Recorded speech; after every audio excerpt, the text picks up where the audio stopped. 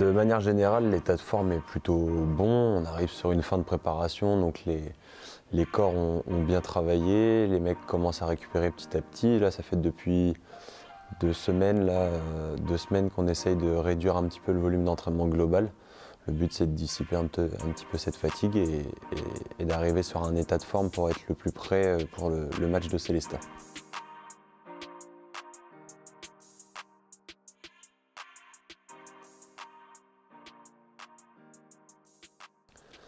Alors, les objectifs de cette prépa hivernale, ils sont divers. On a d'un côté le travail handballistique qui est prépondérant étant donné qu'on a très peu de périodes de trêve.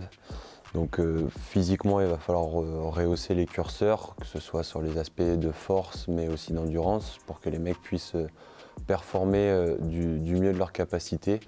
On sait qu'ils reviennent d'une période de vacances de Noël qui sont toujours agréables à passer et qui font du bien à la tête, mais qui ne sont jamais de tout repos.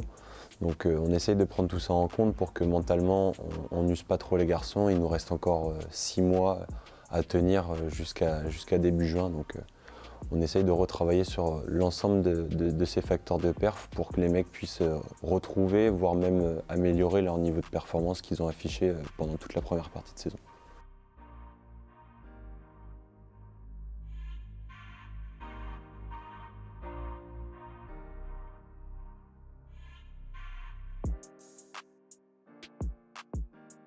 Alors une journée dans la peau de Thibaut Minel, elle commence assez tôt. J'envoie toujours un message aux garçons le matin, quasiment en me levant, pour qu'ils pensent à remplir leur questionnaire. Donc j'envoie un questionnaire pour connaître un petit peu leur état de forme, leur état mental aussi, qui est pour moi hyper important pour bien définir ce qu'on va faire dans la journée.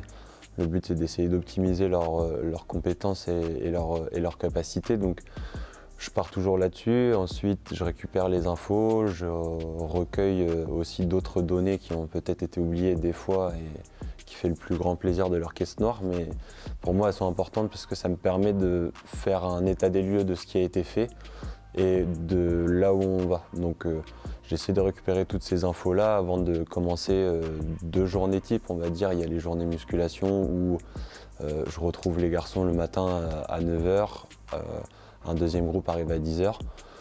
Et les journées où j'ai pas de musculation, donc là j'en profite pour repréparer, fignoler un petit peu les séances, les protocoles, revoir un petit peu la planif. Donc c'est 2 matinées qui sont à peu près différentes. Ensuite, il y a toujours cet échange avec Seb et Yann quand il y a potentiellement des petits pépins, des mauvaises nuits, des choses comme ça. Donc le but, c'est que je puisse apporter un maximum d'infos. Donc j'essaye de le faire le plus rapidement possible auprès de Seb et Yann, mais aussi auprès du staff médical. Donc le but, c'est de récupérer ces infos-là, les faire transiter et essayer d'harmoniser à tous notre action pour que les mecs soient dans les meilleures dispositions et qu'ensuite de ça, on puisse programmer ou en tout cas préparer l'entraînement de l'après-midi avec le plus de données possible et de manière la plus précise et la plus adaptée à ce que font les mecs et ce qu'ont vécu les mecs.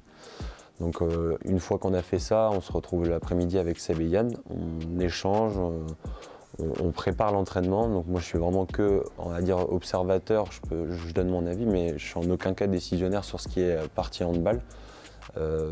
Et le but après, c'est une fois que les garçons sont échauffés, de gérer un petit peu tout ce qui est bobologie, de voir si on a des blessés, de les gérer sur le côté et de voir s'il y a peut-être aussi possibilité d'aménager les séances pour ceux qui ont des pépins, des choses comme ça, pour éviter d'arriver à potentiellement une blessure. Donc jusque-là, les journées sont assez denses.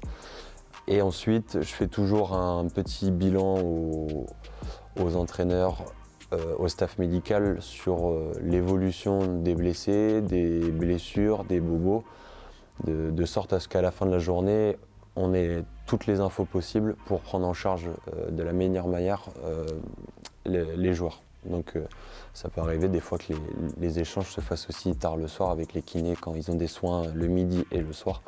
Donc voilà, je fais en sorte de récupérer toutes ces infos là et après je rentre chez moi et et je coupe le téléphone.